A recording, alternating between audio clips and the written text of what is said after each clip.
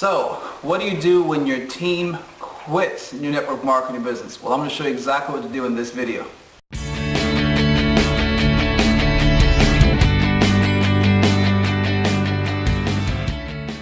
Hey everyone, Matthew Harris here, wealthwithmatthew.com. Make sure that you subscribe. If you're watching this on YouTube, there's a button somewhere around here that you can click to subscribe.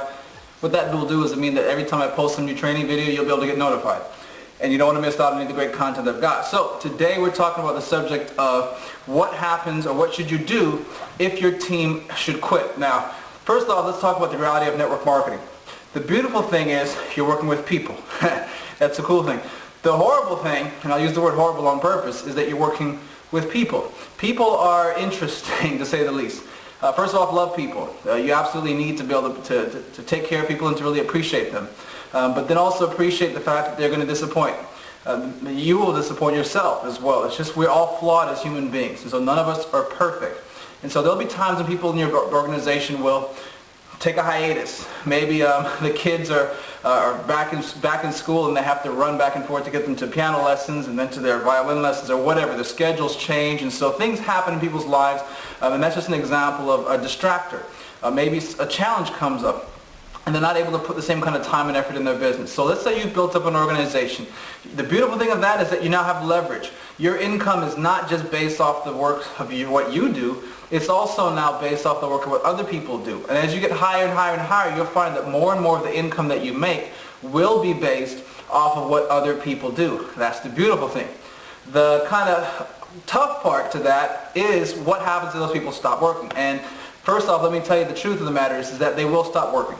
And not everybody will stop working, first off, just so you know that. But not everyone will maintain the same pace. It'll come in an ebb and flow. You'll have months where you have a tremendous amount of momentum. And then some months where things are kind of slow and you're like, man, nothing's happening. What is it what's happening? Nothing seems to be working. My team is slow. Here's what I'll share with you. My number one way to break through, because this has happened to me several times over the course of my couple of years of building a network marketing business at a full-time level and to the six-figure level and beyond. This happens, you can ask anyone that's had any kind of great success. There will have been times on their way to that success where their team slowed down and they had to figure out ways to get them to the next level and to move up. Here's what it always boils down to, is that the lifeblood of your organization is new blood. If you're sitting around and just kind of going back into management mode, that's typically where things start to go backwards, is that people in your team will start to model what it is that you do.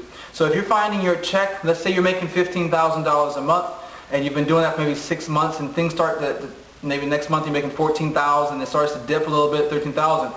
It's not, in most cases, it's not the company's fault. Listen, and all the stuff that people going on people's companies, that's just a distract to the real issue. A lot of times the real issue is us ourselves not doing what it took to get us to where we were in the first place. So forgetting what it took to get to $15,000 a month, or whatever the number may be for you. So here's what you need to do. First off, you need to look in the mirror, take responsibility for what's happening, and then say, you know what, I can get out of this.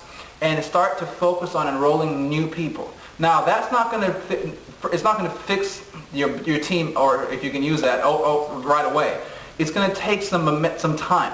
So, but you have to change your focus from being in management mode and just managing the leaders and managing the customers and all the stuff that's going on in your organization, to actually then enrolling new people into your business personally. Not getting on the phone with your team and saying, hey, put me on a three-way call, let me help you bring some new people in. That's not what I mean. I mean going out there, networking like crazy, and marketing like crazy. Let me give you a classic example of what happened to my wife and I. We went on our honeymoon when we just got married, came back, our income had gone from $13,000 a month, completely had fallen apart. We'd been gone for a week. And so I learned from that. One thing is I wanted to make sure, I realized I could never really take my foot off the gas in my network marketing business. But the second thing was that I had to focus again in a major way on getting back into phase one. Phase one means you're talking to new people, enrolling new people left and right. That's what you do. That's what we had done to get to $13,000 plus a month at that time, and that's what we had to get back to. So we did that. But at the same time, I decided to change my focus from just being being in the position where, okay, I'm going to run to this high level of income and I'm going to stop, to let's keep going. Let's keep pushing this thing. And that's what took us to over $30,000 a month in just 6 months of rebuilding that organization. So I've had to rebuild teams several times. several times over and over. You'll probably have to do that in your career. It's just the nature of the business.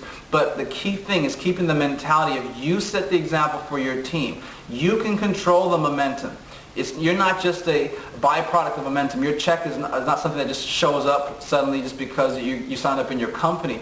You can create ebbs and flows in your businesses. And if you take responsibility as the leader, it's amazing what you can accomplish. So, this is the quick video. It's cold here in Atlanta. We're back from Miami. We're going to be here for a little bit before we go back down there. So I wanted to shoot that real quick just so that to help you. For those of you who are already built up on an organization, hopefully that helps you in terms of what to do next if you've lost a little bit of momentum, how to break through that. If you haven't built up a large organization just yet, you haven't experienced attrition in your business, things slowing down a little bit, then this video will be something you can look back on and say, now I know what to do. Stay in phase one. 80% of your time should be focused on bringing new people into your business personally. The other 20% in management, because that's where the key activities come down to. So, from Atlanta, Georgia, this is Matthew Harris. My challenge to you is always, until we talk again, is to dream, then find a way. God bless.